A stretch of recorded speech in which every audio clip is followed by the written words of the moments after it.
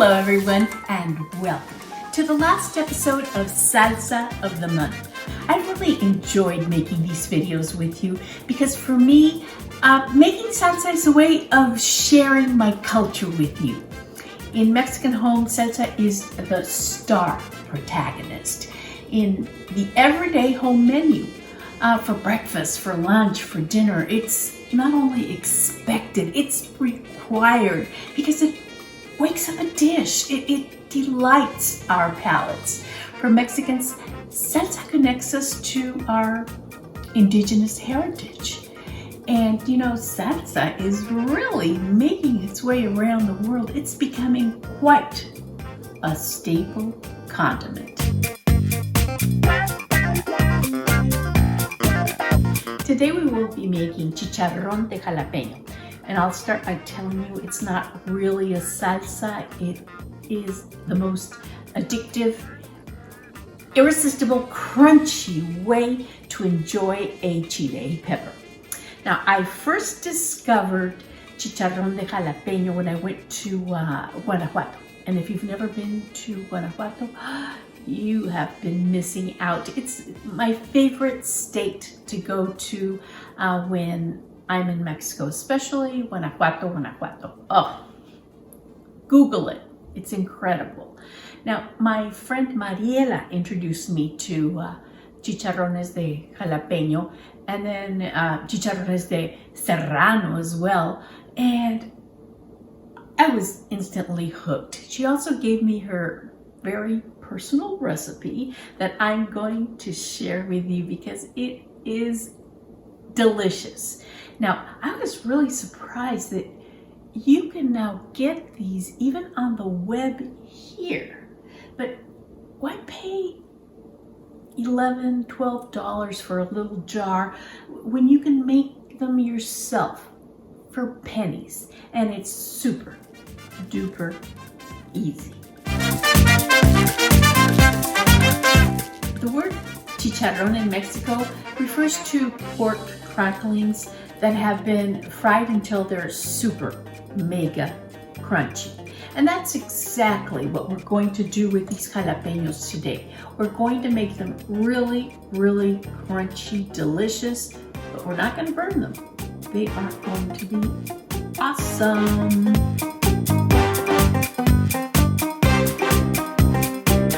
I'm going to use jalapeños today, but you can use any pepper, any fresh pepper you want. And if you don't want it too spicy, you can always use chiles güeritos or banana peppers. They work just as well and they won't be that spicy. But if you do want that kick, jalapeños or serranos work divinely.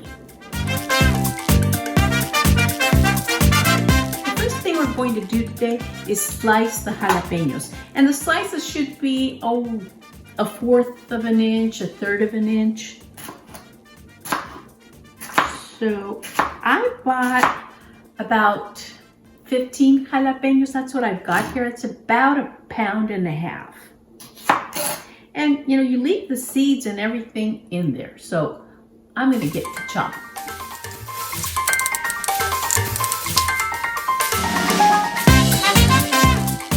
I love this recipe and it's so easy to make. All you need are the 3 ingredients, the fresh chiles, in this case jalapeños, oil, and a little bit of salt. And that's it. So I am going to go ahead and I'm going to put these in this pot. And you can use any pot you want. I've got this cast iron, but it doesn't matter. It's not like they're going to stick because we're going to use lots of oil.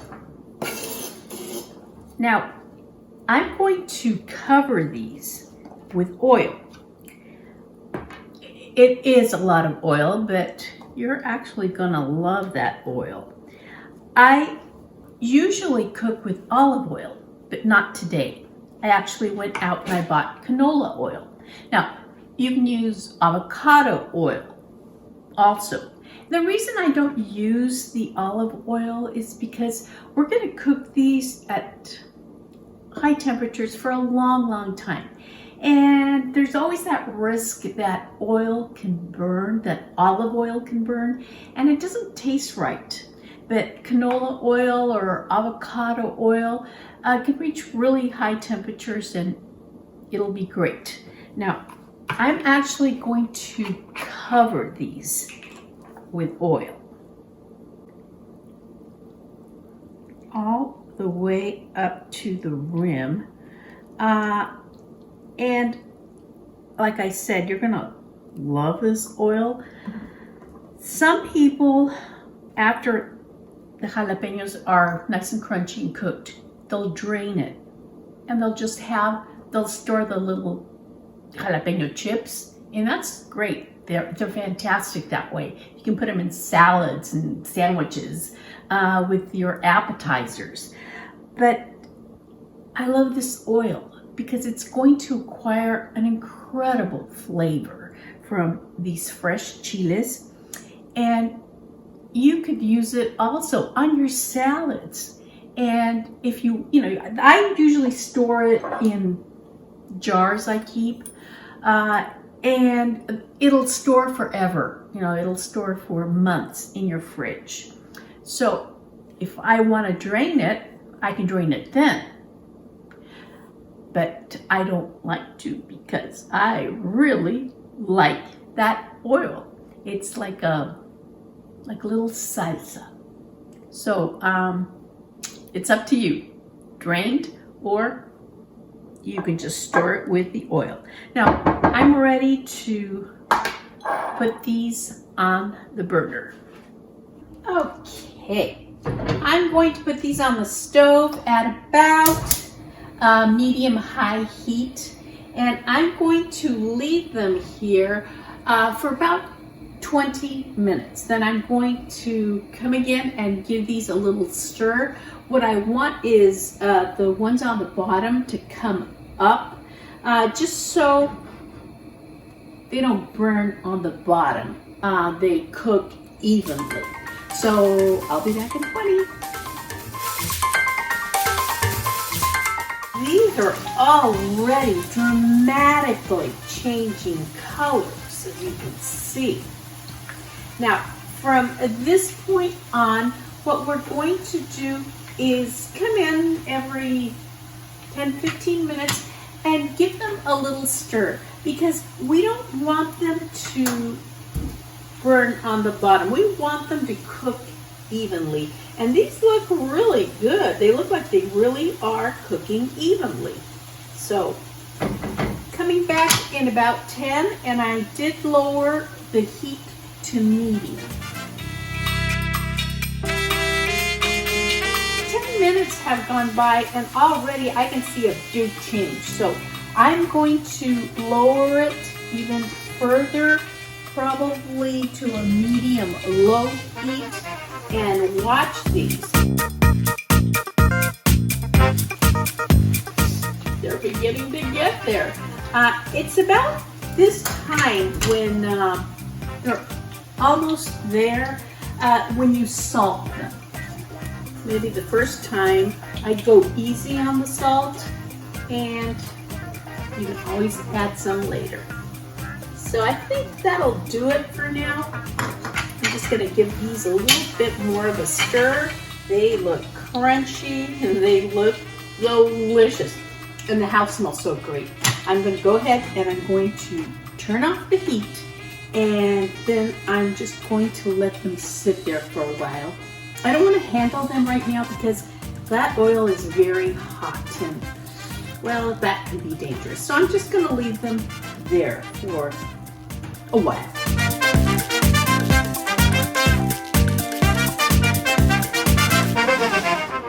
You caught me. I've been eating these like chips. They're so good. And my mouth is all spiced up. I know you guys were expecting me to eat a taco, but I really like these on pizza. And that oil, well, I drizzled some of that oil on my salad and it's so, so good. I can't get enough of these things. They're so crunchy. See what I mean? I didn't drain the oil because, like I said, I like to put it over my salads, over a lot of things, even pasta. But you can, and this would be the end result.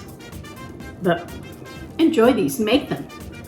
Dare to make your own creation. I've really enjoyed making these videos with you.